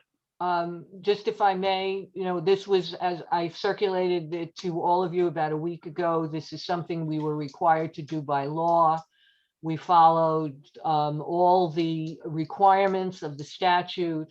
The next move will be that this will be, if approved by us, signed by Larry, it'll be promulgated, it will be in all departments of the village, and working with the village clerk and with Treasurer Smith, we'll set up, it requires us to set up, in addition to promulgating so that all the employees know what the plan is, setting up reserves of masks, hand sanitizer, and whatever for each department. So all of that will be done, after the program was approved. And I'd like to thank all of the department heads, including the fire, police, library, DPW, all of whom provided input to this, and also to the union reps who reviewed it before it came to you for your review. That was all worked very well and it was all very helpful. Thank you. Thank you very much. Yeah, thank you. Thank you, Christine. Could I have a motion that the plan be approved? I'll make I'll that. make that motion. Motion by trustee Raymond. Is there a second? I'll second it. Second by trustee Cormos. Any discussion? All in favor, say aye. Aye. All opposed, nay. That plan is approved. As the board knows from our discussion at the last meeting, although we currently have a $50 fee on the books for not sending back a meter card, we also have a law on the books that after 2 failures to submit reading meter cards, DPW goes and reads the meter. We've been reading meters now for a month or 6 weeks at the clip of several a day. And so far, only 3 people have refused, but 3 people have refused. to allow DPW to access their meter to take a reading, even though they were each several years in behind on meter readings. So we have no idea how much water they've used. Could I have a motion to amend the fee schedule by changing the name of the current fee for not returning a meter card to failure to report meter reading dash did not return meter card, and add a new fee in the amount of, fill in the blank, whoever makes the motion, for failure to report meter reading dash would not allow reading by DPW. I'll make, Last meeting, we said $50 for that. No, right, Mhm. Well, it sounds like multiple times, so $50 one time. So, and I realize we're not, maybe there's a one-time fee for not returning the card, returning a report, but if it's multiple years in arrear, there should be, should it be a multiple for each year it hasn't been returned? A $50 No, that's too multiple? complicated for the people who do the bills, but we're talking about the fee for not allowing DPW to come into your house and read your meter. I think that should be a more So substantial. Yeah, I agree. $200. yeah, that sounds like an appropriate figure, 200. All right, we have a motion by trustee Cormos in the amount of $200, seconded by trustee Raymond. Any further discussion? All in favor, say aye. To say in reference to your report that 2/3 are now reporting that it appears as if our actions to fine people for not turning in their cards has worked. And so I'd just like to say that. I would say it has nothing to do with that because it hasn't gone into effect yet. None of these people were fined. DPW is going door to door and knocking on their door and Right. telling them they need But to I come in think and read the meter. The threat of a fine coming, Nothing to do with the fine. anyways. It looks like the Okay. I don't know if it's my connection or not, but everyone is breaking up from time to time. So I'm having a hard time keeping track of whether people are talking or not. Everybody's freezing and then Yeah, unfreezing. mine's freezing too sometimes. Yeah, might be just Zoom. Anyway, all in favor of that motion, say aye. Aye. Aye. All opposed, nay. Motion carries. Kelly Park, I think we might be able to dispense with more easily than when I put the agenda together. We've had several communications complaining about Kelly Park's playground having been closed last summer and requesting that it be open this summer. I reached out to NICOM and to Mymere, our insurance representative, and they both say it's okay for us to open the playground as long as we post signs requiring face masks and social distancing, and as long as we have evidence that those regulations are being enforced. And I've talked to Chief Bush about enforcing those regulations, and he's happy to have his police officers stop by and do periodic checks while they're making their rounds of the village. And they would then enforce those regulations. So I think that's a pretty good solution. And I have put that essentially into a motion. I'd be happy to have any other discussion if people need further discussion, but I think I've answered all the questions that we needed to answer. The only thing I would add, Larry, is that probably DPW should go through the playground before opening, because it has been closed for a year, and just give it a once over. Oh Make yeah, sure- I'm already working on that. Okay. Yep. I've already had 2 different people go through and make me lists of what needs to be done, and I'm looking for a certified playground inspector to do an inspection. Okay, So excellent. that'll all be taken. Um, just a question, the recent vandalism, you said that cost the village $2,000. Can we recover that either, in, from the, We will request recovery in our court action, right, but in point of fact, very little of that is money out of pocket. It's mainly time and equipment. okay. All right, are we ready? I'm sorry.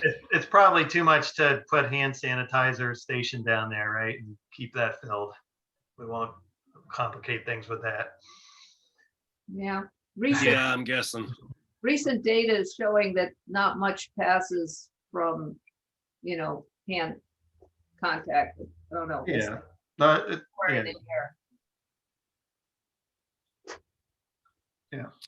Okay, All right, could I have a motion I'll to open, move. Kelly? Thank I'll you. move. Motion by trustee Baskin. Is there a second? Second. Second by Second. trustee Raymond. Any further discussion? All in favor, say aye. Aye. Aye. All opposed, nay. That motion carries. I guess I'm inclined, given that it's 20 till 9 and that we haven't had our liaison reports or public comment yet, I guess I'm inclined to try to put off substantive discussion on these last two items until a future meeting. Mhm. But I would like to just point out that under the cannabis law, New York State allows local municipalities to opt out. That is, not permit sales of these products inside the municipality. And we have until December 31st to do that if we wish to do that. I have had 2 requests for us to opt out, both based on concerns for the impact on children. And I also would note that there's a 3% local sales tax built into this law. Presumably, we would split it with the town unless they opt out and we don't. If they opt out and we don't, we would get all 3%. And if we opt out, obviously we wouldn't get anything because we wouldn't have any in our village. So those are really the pluses and minuses. And ultimately, we need to make a decision whether we're going to allow these things or not. But we have plenty of time to do that. Can we create some zoning as part of this decision-making in terms of where it's allowed and how many are allowed? I don't know the answer to that, but I think the number allowed is regulated by the state. Right. I don't think there are that many of them permitted. So I don't think that's an issue. It's also not just the sale.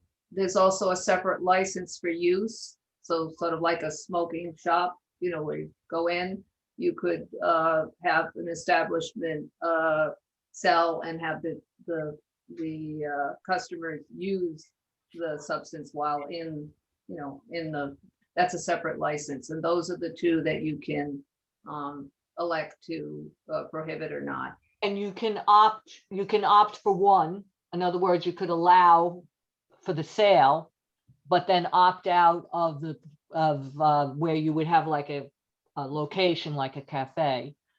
And there are rules embedded in it, because, in the material that Liz circulated from Nikon that talks about how it can't be within, 300 feet of a school and all of that stuff. But I do think it has to have a longer discussion, and I think we also need to get significant public input. So I think it's, it's a discussion, for another day. Agreed. Okay. Anything else before we move on? So we'll put this on a future agenda. Do you want me to schedule a public hearing the next time we discuss it, or do you want to discuss it one more time and then decide whether to have a public hearing? I think we should discuss it and then, give people you know, I don't know, in maybe one of your letters, Larry, talk about that this has been something we're looking into, and then have a public hearing after it. When's your next letter going out? July, I think.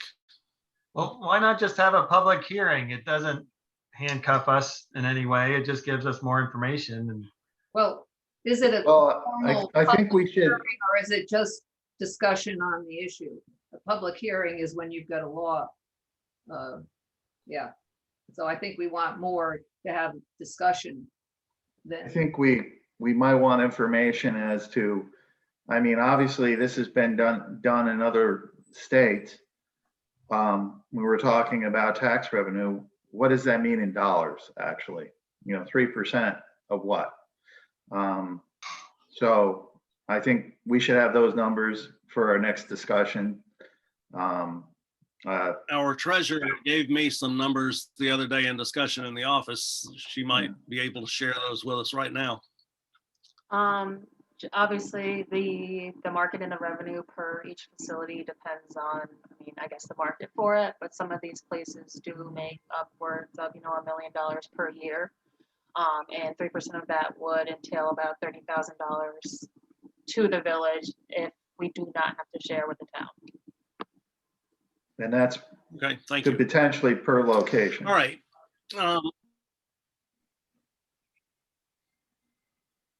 Yeah, but I can't imagine we'd have more than one location in our little village. And if we don't allow it, of course, we'll have one right outside our little village in the town. Yeah. Yeah, makes a lot. that's guaranteed. That's guaranteed. All right, so moving on to facilities, rather than take up a lot of time discussing that, once again, I have a proposal. We are addressing the fire stations, phase 1 of the village hall, and the library currently with our activities. The major remaining issues are the DPW facility, the court and police department facility, and the upper floors of village hall, which probably are a lower priority. I would propose that I arrange to take neophyte trustee Baskin on a tour of all these places so that he can see what we're talking about.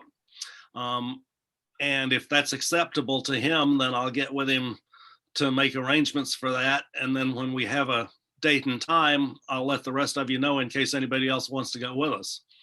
And then we'll be prepared to have a meaningful discussion after that. Does that make sense? Yeah, sounds good. Thank you.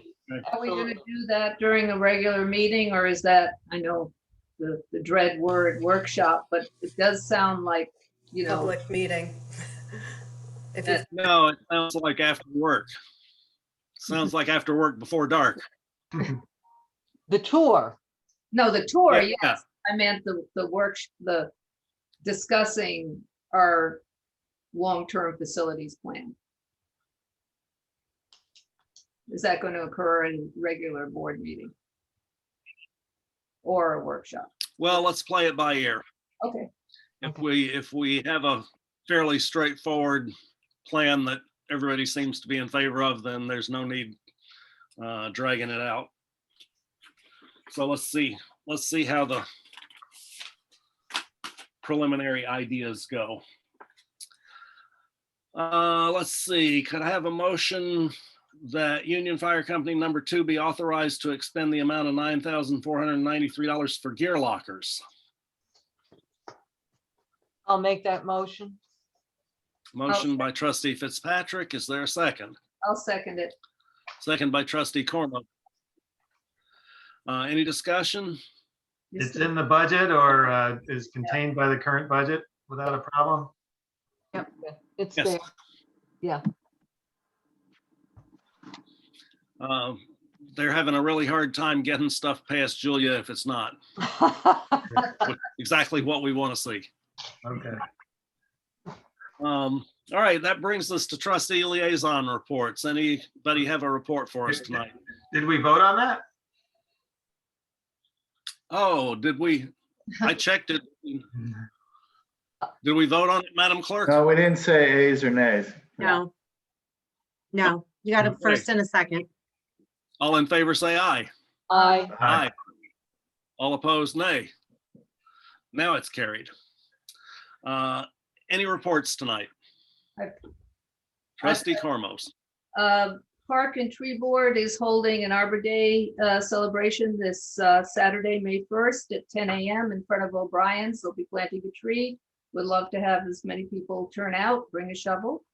On the pedestrian and bicycle linkage grant, there's going to be a lot of activity coming up in the coming months. Just this week, members of the Study Advisory Committee are conducting a sidewalk inventory. We are going to inventory every sidewalk in the study area and rate it. So we'll have a complete database of the condition. Ben actually completed his already. We're planning focus groups to have different groups input on transportation in the village. There's going to be a demonstration project likely in May on Eastern and Grove Street to do a temporary marking of the pavement showing improvements to the crosswalk and what a bike path would look like. There are going to be traffic counts conducted at the Malta end of Hyde Boulevard that will measure traffic, the amount of traffic, the speed, and also will measure for us how many trucks go through. So that'll be very useful to the village. Please check the village website for the link to the project. Once you link onto the project website, you can input in an interactive map your comments about various locations in the village, and that'll prove very useful to the consultants in where we need to focus. On the comprehensive plan, we are looking at completing the existing conditions section of the plan, which is provided generously by CDRPC and CDTC. They're doing the maps, they're doing all the existing conditions for the comp plan, and we're going through a draft of that. And as I mentioned before, we would like to, they're assisting us in the RFP. We do need direction from the board as to whether we want to do an expedited process to get to zoning for the critical areas more quickly, or just do a normal process. Since the RFP will include the scope of work, we need direction from the board as soon as possible.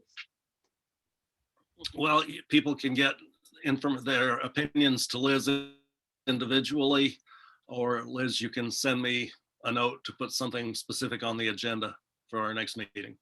Well, if we delay Any other legal report? another 2 weeks, that delays us getting the RFP out and getting a consultant on board. So I would prefer to have some direction from the board tonight if possible. I mean, I think that it was reasonable that first option where you have the expedited along with the focused comprehensive plan effort, and to make that a part of the RFP. Yeah, I think a two-phase approach, what you're saying, write it up as phase one would be an expedited on specific properties. And then the phase two would be the overall. We'll get Do we have cost estimates on these different things are going to cost us? that's what the RFP will give us. We'll send out the scope of work, and the consultants that we send it to will give us a cost. I mean the difference between these two RFPs. Do we have an estimate of It should not whether necessarily. one is likely to bring significantly more expensive bids? I don't see really, there's the cost to do a complete comprehensive plan. There's the cost to do complete rezoning. This is going to do a segment of that. I don't see, it might actually be some savings if we use the same consultant for both pieces for this section. So I don't see why it would cost more than if we did each phase completely one, two, or we focused on a particular area. Well, I think it's gonna cost more because, you know, we're having them pull out a piece that would have been included in the overall anyways. But I guess my point is, if it's gonna cost more, but it also allows those properties to be developed. You know, I guess we'll find out how much more, Mhm. and whether that's worth it. So, I agree. I think we should move forward with an expedited process here. The RFP could also request separate pricing structure based on the different scenarios. Yeah.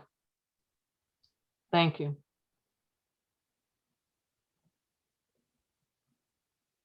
Okay, we'll circulate the RFP, of course, before sending it out.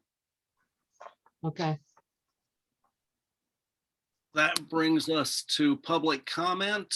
If we have any members of the public who would like to speak tonight, raise your hands and I will. Mayor, I just want to let people know that Bark is looking for coaches for their soccer and t-ball, baseball. And also they need a representative on their board from the village, specifically from the village. So they're looking for that. Thanks for allowing them to put something on the village website. I'm waiting for wording from Nora, executive director, to give to you. But that is something they're looking for. And I'm going to be meeting with BACC and the Professional Association in early May. Okay, thank you. Now, are we ready for public comment? I'm sorry that I didn't ask for more liaison reports. All right, I see one hand and it's John Cromie, and I will allow John to talk. All right, thank you. As you know, Excuse me, John, your address, please? sorry, Your address, please? 132 Bath Street, Ballston Spa. Thank you. Okay.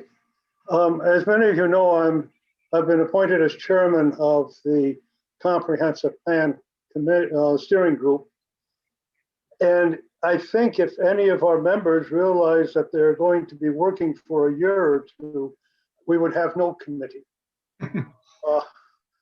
And as I visualize it, I would think that this is not rocket science. It's not a huge municipality that we have. It is complex. We have a lot of things that we're going to be working into in the future, just because things are so different from than they were even 5 years ago. But I envision that our work should be done in about 6 months to 9 months, really, and that the RFP hopefully will actually require whoever answers it to work rather intensively with our committee and with the public. I have sent out various things from time to time, and you've already received them, to have our members start thinking about our village. And interestingly enough, it appears that because of the experience we've had with COVID, the concept of offices and homes is really becoming accepted. That is also going to impact how CBD works. I'm also realizing that the transition neighborhoods around CBD may allow more commercial type uses than it does now. And these are things that are going to affect what the zoning would be in the CBD. It's so I would think that what we should be doing is expediting the whole process and making sure that we can hold our committee together for the 6 to 9 months. Goes beyond that, I think we would have a problem. Thank you. Okay, thank you, John. I see another hand.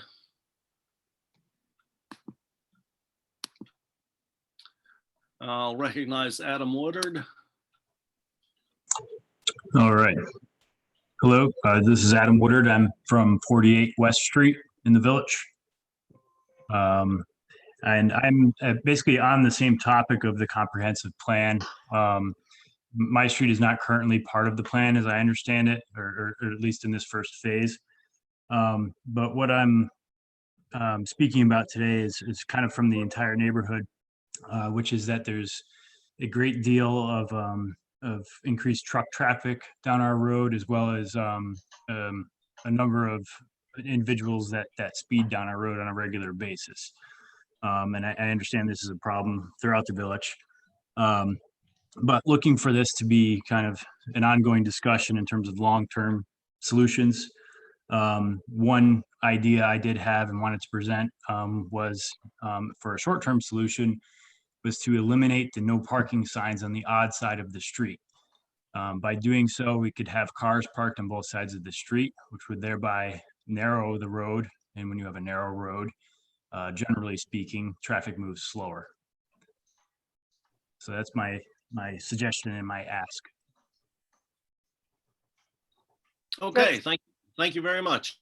Just to clarify, I think he's referring to the pedestrian and bicycle master plan that is, has a limited study area. The comprehensive plan does cover the whole village, but he's, I think, referring to the transportation part of it.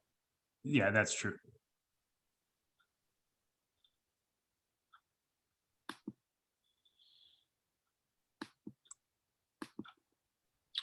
Okay, let's see. I see another hand, and I will call on Sean H. Can you hear me? Yes. Hi, Sean Yeah, Hinckley, give 115. us the address, please. Yeah. Sean Hinckley, 115 Prospect Street, Ballston Spa, obviously. 2 points I wanted to make. I just want to thank you, Mayor, for putting me in touch with Peter Martin. He was able to get my streetlight issue resolved. So thank you so much for that. I'm in my living room now and the light isn't blinding my face. So that's awesome. And the second thing I just wanted to say is, I guess I'm a little disheartened with the board's opinion on the PDD. I just think it's some sort of silly to wait to move things forward when there's no real timeline on that comprehensive plan. 6 to 9 months from now is 2022, and I can't imagine much happening in the wintertime. So I guess I would hope to see something happen sooner. It was sort of disheartening to hear. Thank you. Thank you very much. I see, I got a lower hands here.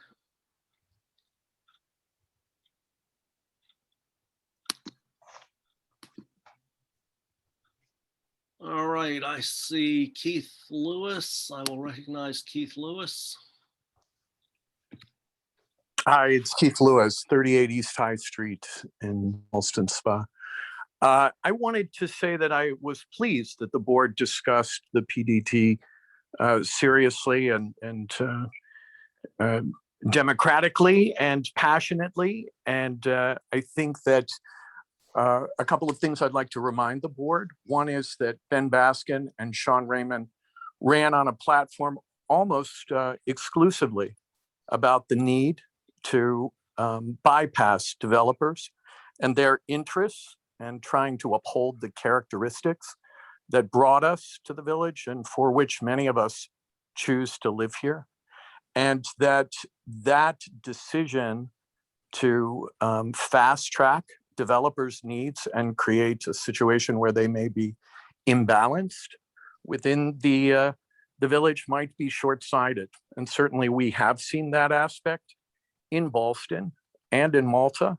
And I think a drive through Malta for anyone living in Ballston Spa is an eye-opening experience on what we could potentially encounter. So I think that John Cromie running that comprehensive plan, his assurance that that is being handled in an expedited way, and looking at perhaps alternatives to be able to create relationships for development property that developers would like to do without creating a blank check is responsible.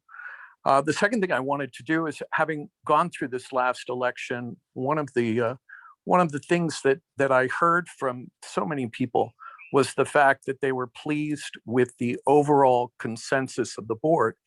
And the fact that the board, although sometimes coming up with different opinions, manages to find common ground and move forward.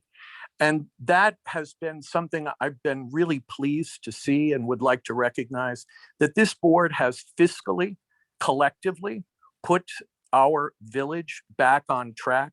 And it is each of your voices, all 5 of you, sharing in that vote of 20% apiece that has done that. I would like to acknowledge each of you, including Noah Shaw, in his contribution, and be able to say that you have collectively righted the wrong of what our direction was, and you collectively should all be recognized for your efforts and your hard work. And I, for one, would like to just take that time to recognize all of you as being part of that process. Thank you. Thank you, Mr. Lewis.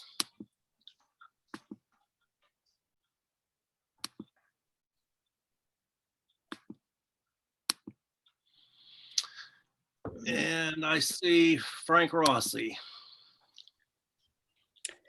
Frank Rossi Jr., 63 Saratoga Avenue, Apartment B, also SPA 12020. Now for our alternative programming, an election that had 118 or more less votes. The ballot box wasn't exactly what I would call a blank check embracing of what's been going on. And I think there's some concerns and consternation about what happens next and who the right people for the job ultimately will be down the line. Tonight, I heard discussion about PUDDs that defies reality. Allusions made to the Rossi PUDD, obviously. Lawsuits that have not materialized during the actual PUDD were alluded to. I don't know what that discussion was. Rossi had sued before the PUDD. The actual common ground found was when a PUDD was created with the assistance of the supervisor who fought the original Walmart plan back when. And that was Patty Southworth, not the current or previous administration even, but 2 administrations ago. So I just think the history lesson and the interesting discussion by people that either didn't live here or have skin in the game for some reason needs to stop. You're not helping your village ultimately by that discussion.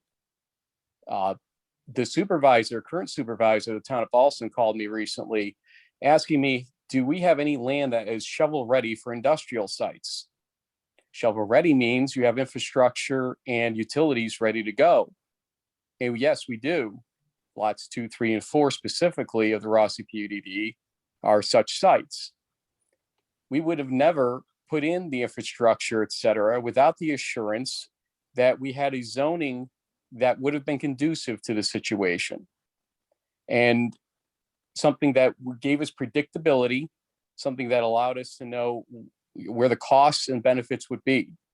PUDDs allow the village or the municipality doing them to extract public benefit from the developer. You have to remember that fact, because that in your normal zoning, you don't have that same attachment or ability in most cases unless you write it in the first place. So all you heard was kind of a PSA against PUDDs from Ben and Liz, who are former or current Smart Growth Ballston folks, Sean, who works for DOT but didn't disclose his affiliation against our project back when, and Christine, who spoke out against the Walmart back when. Remember that. At some point, the conflict of interest needs to stop, and the focus needs to be on our village and what will make it grow and avoid ridiculous tax jumps down the line, which is what I believe the mayor is trying to do, and I applaud him for that.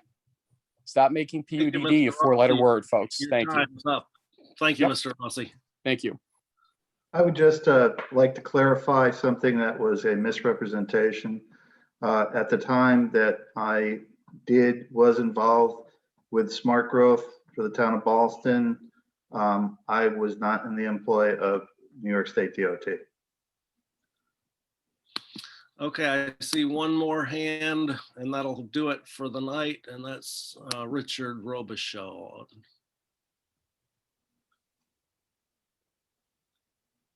You are permitted to talk, but you have to unmute yourself. Can you hear me now? Yes. Okay, thank you. Sorry about that. My name is Rich Robichaud.